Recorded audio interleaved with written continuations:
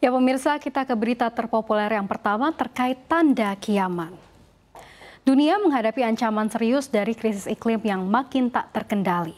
Para ilmuwan memperingatkan bahwa dalam 1 dekade ke depan, manusia bisa kehilangan kendali atas laju pemanasan global.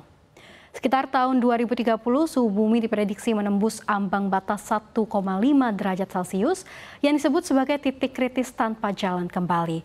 Jika hal ini terjadi, dampaknya akan langsung dirasakan oleh seluruh umat manusia, mulai dari peningkatan laju kepunahan spesies, gagal panen, hingga tipping point pada perubahan sistem iklim, yakni kematian koral dan mencairnya es di kutub.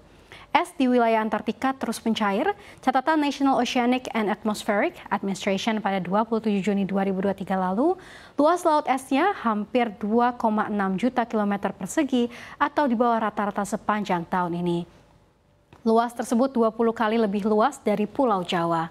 Pulau tersebut memiliki luas sekitar 128.297 km persegi.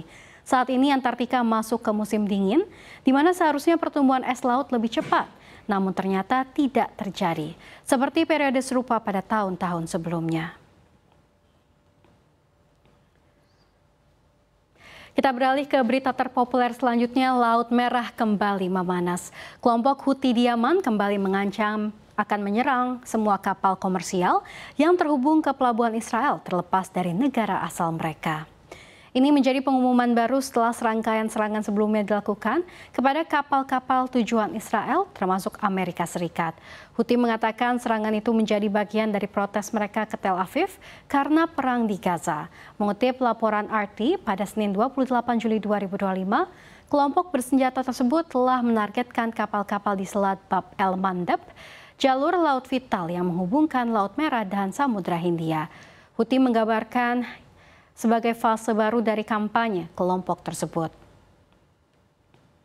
Ia juga mendesak negara-negara untuk memutuskan hubungan dengan Israel, di mana dirinya menekankan untuk mencabut blokade Gaza, dan mengutip dari data Reuters, Houthi telah menyerang lebih dari 100 kapal di Laut Merah sejak November 2023, menenggelamkan 4 kapal, menyita 1 kapal, dan menewaskan sedikitnya 8 pelaut. Awal bulan ini kelompok tersebut menyita dan menenggelamkan kapal curah berbendera Liberia milik Yunani, Eternity Sea dan Magic Seas.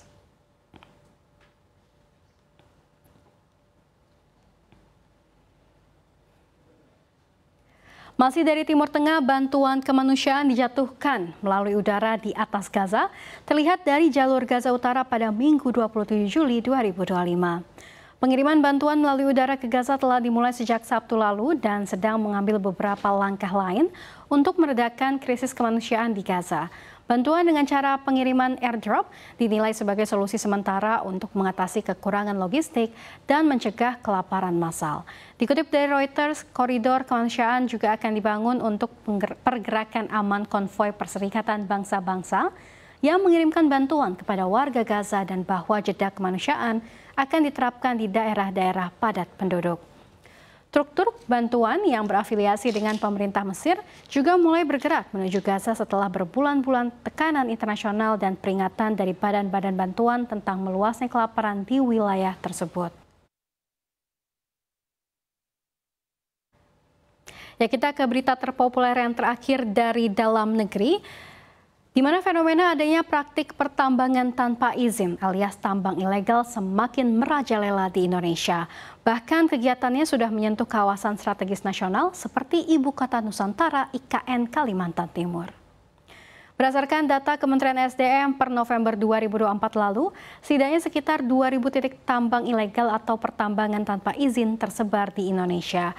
Maraknya tambang ilegal ini membuat negara diperkirakan merugi hingga triliunan rupiah.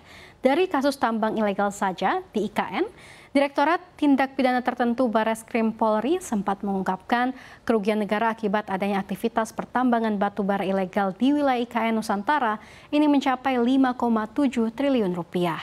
Ketua Umum Perhimpunan Ahli Pertambangan Indonesia Perhapi Sudirman Windy mengungkapkan, Perhapi sejak lama telah aktif memberikan masukan kepada pemerintah, terutama kepada aparat penegak hukum agar bertindak lebih tegas dalam memberantas praktik yang merugikan negara. Terpisah Ketua Badan Kejuruan Pertambangan Persatuan Insinyur Indonesia Rizal Kasli menjelaskan, praktik ini kerap mendapat perlindungan dari oknum aparatur negara.